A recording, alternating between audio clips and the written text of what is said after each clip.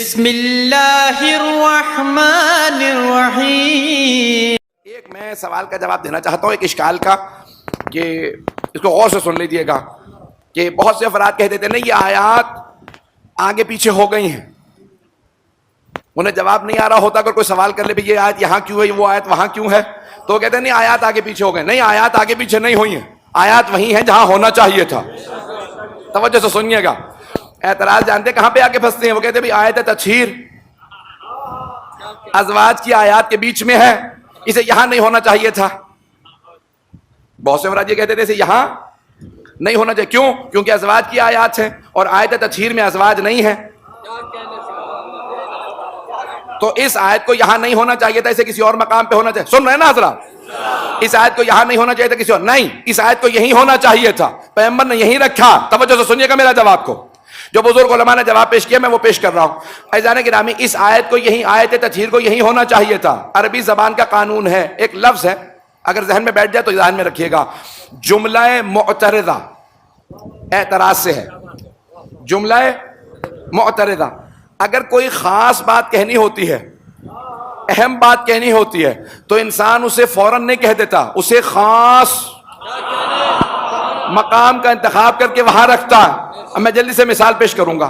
اللہ کہنا چاہ رہا کہ موسیٰ مجھ سے کلام کرتا تھا، اللہ، کیونکہ اللہ تو نام ہی لے گا۔ حضرت موسیٰ سے متعلق اللہ کہہ رہا ہے موسیٰ مجھ سے کلام، اب یہ اللہ فوراً نہیں کہے گا موسیٰ مجھ سے کلام کرتا تھا، وَكَلَّمَ اللَّهُ موسیٰ تَكْلِيمًا، تو اب اللہ کیا کرے گا؟ ایک واقعہ سنائے گا، بیچ میں آیت رکھے گا، تو اللہ کہے گا فرعون نے خدائی کا دعویٰ کیا تھا، فرعون بیٹوں کو ذبح کر دیتا تھا، فرعون لڑکیوں کو زندہ رکھتا تھا، موسیٰ میرا خاص بندہ تھا، مجھ سے ہم کلام ہوتا تھا، پھر دوبارہ فرعون فرعون فرعون، آپ کو فرعون کا سارا قصہ بھول جائے گا، جناب موسیٰ کی بات نہیں بھولے گی، کیونکہ فرعون کے قصے کے بیچ میں وہ آیت چمکتی نظر آئے گی جو جناب موسیٰ سے متعلق ہے۔ اللہ ازواج سے متعلق کہہ رہا یا نساء النبی لستن کأحد من النساء، اے رسول کی بیویوں تم اور عورتوں کی طرح سے نہیں ہو، لا تبرجن تبرج الجاہلیۃ الاولیٰ، جیسے تم جاہلیت کے زمانے میں گھروں سے باہر نکل جایا کرتی تھی، گھروں سے باہر مت نکلا کرو۔ پھر بیچ میں اللہ کہتا ہے انما یرید اللہ، یہ آیت الگ ہی نظر آ رہی ہے، پہلے اور بعد میں ڈانٹ ہے، بیچ میں شان۔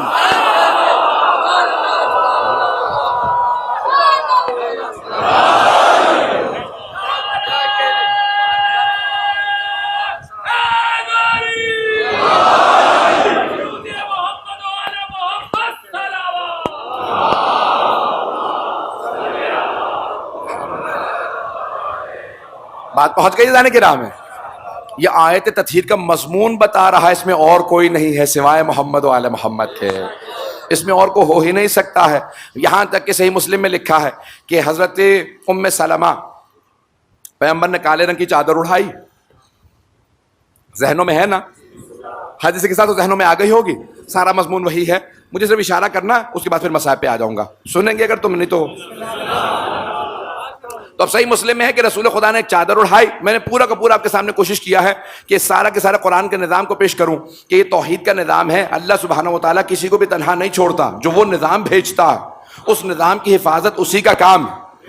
پیغمبر اسلام نے کالے رنگ کی چادر اڑائی اور اشارہ کر کے کہا اللہم انا ہؤلاء اہل بیتی، پروردگارہ یہ ہیں میرے اہل بیت، و خاصتی و حامتی، یہی میرے خاص ہیں، یہی میرے عام ہیں، لحمہم لحمی و دمہم دمی، ان کا گوشت میرا گوشت، ان کا خون میرا خون۔ نہیں پہنچا سکا، کہنا یہ چاہیے تھا، میں مشورہ نہیں دے رہا، قانون بتا رہا ہوں، کہنا یہ چاہیے تھا میرا گوشت ان کا گوشت، میرا خون ان کا خون، کہنا تو یہی چاہیے تھا، بھئی پیغمبر اصل ہیں، ان کی بیٹی ہیں، ان کے داماد ہیں، ان کے دونوں نواسے، تو کہنا چاہیے تھا میرا گوشت ان کا گوشت، میرا خون ان کا خون، لیکن فرما رہے ان کا گوشت میرا گوشت، ان کا خون میرا خون، سمجھا کے جا رہے ہیں خبردار کبھی مجھے آل سے جدا نہ کرنا، ان کا گوشت میرا گوشت ہے، ان کا خون میرا خون ہے۔ بہت سے لوگ پیغمبر سے کہہ رہے تھے میں آپ کی اطاعت میں نہیں ہوں، میں ڈائریکٹ اللہ کی اطاعت میں ہوں، اللہ سے میں ڈائریکٹ ہو گیا ہوں، تو اللہ نے آیت نازل کی وَمَن يُطِعِ الرَّسُولَ فَقَدْ أَطَاعَ اللَّهَ، جس نے رسول کی اطاعت کی بس اسی نے اللہ کی اطاعت کی۔ جس نے رسول کی ڈائریکٹ اللہ کی نہیں، جس نے رسول کی اطاعت کی اس نے اللہ کی اطاعت کی. تو پیغمبر بھی یہی سمجھا کے جا رہے ہیں، خبردار ڈائریکٹ نہ آنا، وسیلے سے آنا. میری آل کے بغیر جو میرے پاس آئے گا اسے میں قبول نہیں کروں گا. عزیزان گرامی، پیغمبر نے صرف کالے رنگ کی چادر اڑائی اور کہا ایک مرتبہ جناب ام سلمہ کی بات کو مصرف مکمل کر دوں کہ یہ میرے آل ہیں، یہ میرے اہل بیت ہیں. حضرت ام سلمہ نے کہا اچھا اذن لی یا رسول اللہ، یا رسول خدا اجازت دیتے میں بھی چادر تلے آ جاؤں؟ تو آپ نے فرمایا انتی علی الخیر، آپ خیر پہ ہیں، اہل بیت میں نہیں ہے. جملہ تو میں کہہ گیا ہوں، مختصر سے وضاحت کروں گا. انتی علی الخیر، آپ خیر پہ ہیں، اہل بیت میں نہیں. میں اپنے انداز سے پیش کروں، پیغمبر یہ فرما رہے ہیں آپ رضی اللہ عنہا ہیں، یہ علیہم السلام ہیں. رضی اللہ عنہا کبھی علیہم السلام میں نہیں داخل ہو سکتے.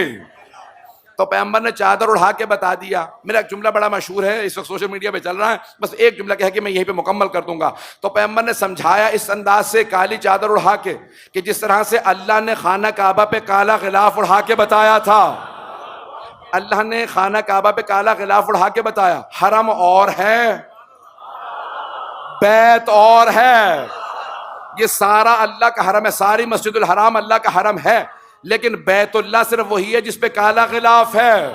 اگر بات پہنچ گئی ہو تو اللہ نے کالا غلاف اڑا کے بتایا حرم اور ہے، بیت اور ہے.